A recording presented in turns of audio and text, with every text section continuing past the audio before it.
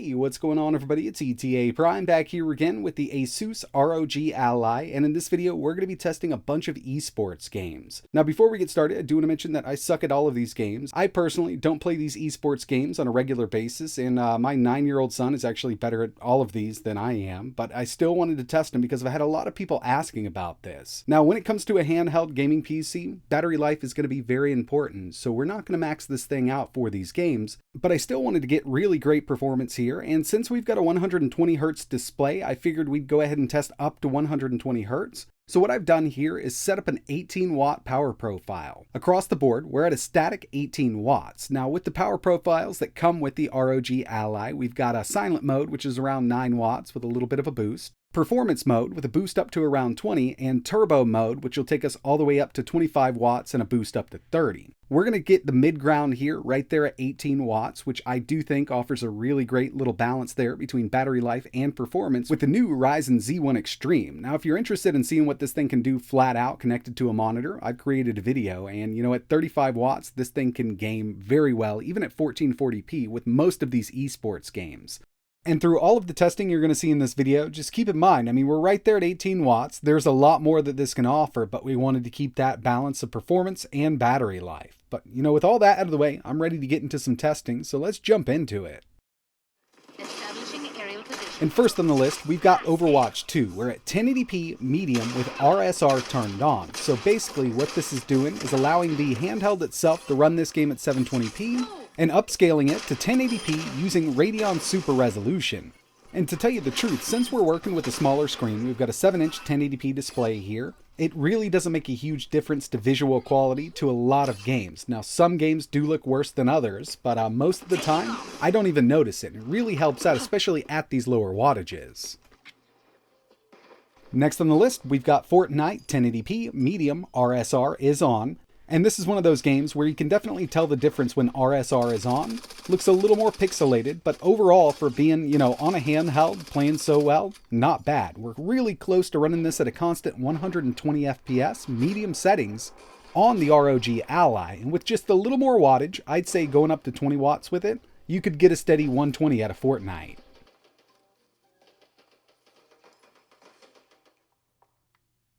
PUBG didn't perform as well as I thought it was gonna. I figured, you know, with low settings here and RSR turned on, we could do 120 at 18 watts, but we'll need a little more to get up to 120. I'll tell you what, you know, if you really want good battery life out of a handheld, 60 FPS is a nice little sweet spot there, or even lower, but with every single game that we're taking a look at in this video, 15 watts, 60 FPS, a constant 60 FPS is totally possible on the ROG Ally. Here's VALORANT. This is a very well optimized game. I mean, I've had good luck on a lot of different lower end systems with this game here, and it's really no different. We're at 1080p with RSR off, so we are at a true 1080p, medium settings, and we're right there on the edge of running that constant 120 at 1080p. Taking the settings down to low will net us what we're trying to do here, that 120 FPS, but I wanted to see what we could do at medium, 18 watts, and really it's not bad at all. Of course, we had to test out Apex Legends, and this is one I did have to drop down to low. So we're at 1080p low with RSR on, and we're right there getting an average of around 86 FPS. Not too horrible, and it's more than playable like this. I was kind of expecting a little more out of this one also, kind of like PUBG. Wasn't as bad here, but this is another one of those games that's been very well optimized over the last couple of years. I think they've done a great job with what we have here.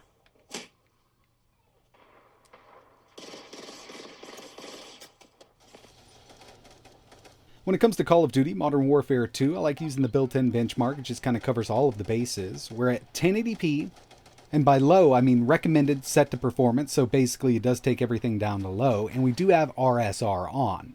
We got an average of 95 FPS, and we had a low of 59, so it did drop under 60 at 18 watts with the settings I'm using here.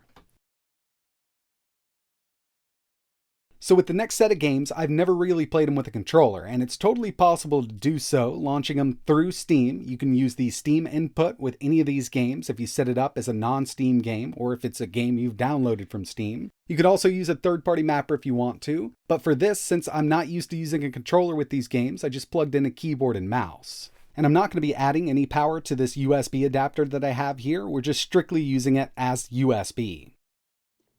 Here, CSGO 1080p medium settings, RSR is off, so we don't have any kind of resolution scale going here. We're getting an average of 87 FPS, so by the end of this, I was at 87, and we're still only at 18 watts.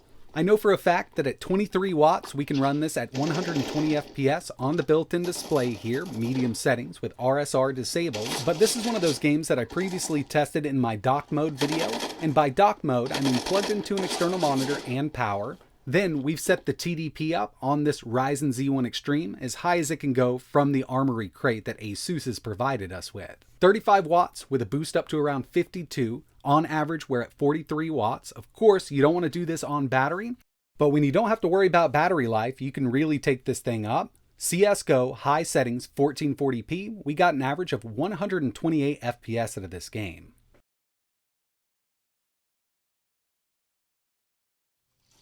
We also had to test some MOBAs, so we've got League of Legends, 1080p, high, RSR is off. It's an easier to run game, obviously been out for a while. They've had time to kind of optimize this for lower end systems.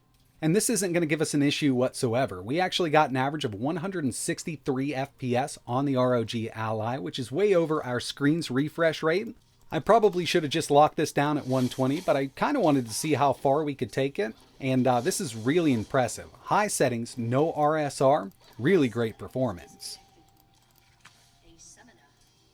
And the final one I wanted to test here was Dota 2, 1080p, high settings, RSR is off, and we're getting an average of around 117 FPS.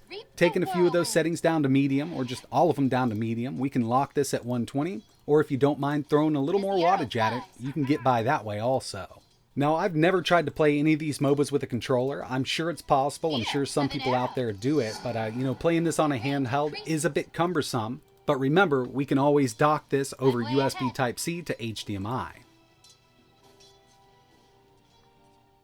So with all the testing we did in this video, we were set at a static TDP of 18 watts. The ROG Ally has a 40 watt-hour battery. We also have 65 watt fast charging, so it can be charged up pretty quickly. But with this setup at an 18 watt TDP, screen brightness at 100%, our average total system power draw from the battery was 29 watts. Remember, we've got a 40 watt-hour battery, so doing some simple math here, looks like we can get around 83 minutes of runtime at 18 watts with that brightness on the screen set to 100%. Obviously, it'd be really nice to get better battery life out of these handhelds, but right now with the CPUs, or the APUs rather, that they're using, we do need to throw a little more wattage to get on up there. But again, with all of these tests, we were trying to do 120 FPS. Setting everything to 60, we can get much better runtime out of this. But the way it looks right now from all of the testing I've done so far, it's a great little esports machine. And yeah, I mean, we can definitely game on it. So far, I've been having a blast with the Ally. I really do like the look and feel of this unit. Got great controls built in, and you know, running Windows means that we can run any of our favorite PC games pretty easily. We can install any launcher we want. Now, ASUS does have a little more work to do with their Armory Crate. This is their new game launcher version, or Armory Crate SE, specifically designed for the ROG Ally. And over time, it will get much better. And by the way, if it wasn't already obvious, I've got one of these a little early. They're not officially available to the public as of making this video, and I've already gotten 3 BIOS updates, so they are working on optimizing this unit. Looking forward to more optimizations with this Z1 Extreme APU. I think we can get better battery life out of it while maintaining some really great performance, and 60 FPS on a handheld is really where it's at, but since they gave us this 120 Hz display, I really had to see if we could do some esports games up there. And yeah, handles it quite well. And when it comes to newer AAA games, it also does a pretty amazing job. A little more wattage is going to be required to get up to that 60 FPS mark, but with all of the implementation of RSR and FSR that AMD has provided with the Ryzen Z1 Extreme, this thing's turning out to be a really great Windows gaming handheld PC. But that's going to wrap it up for this one. If you want to see anything else running on the ROG Ally, just let me know in the comments below. And if you're interested in checking out a few other videos I created, I'll leave some links in the description. I've already got some Linux gaming out of the way, emulation, dock mode, eGPU, and just kind of my initial first impressions. And I will have a couple more coming. I've been messing around with this quite a bit, and there's just a lot that I want to show everybody. It'd be really cool if you could hit that subscribe button and think about turning notifications on so you know when I post the next one. But that's it for this one. Like always, thanks for watching.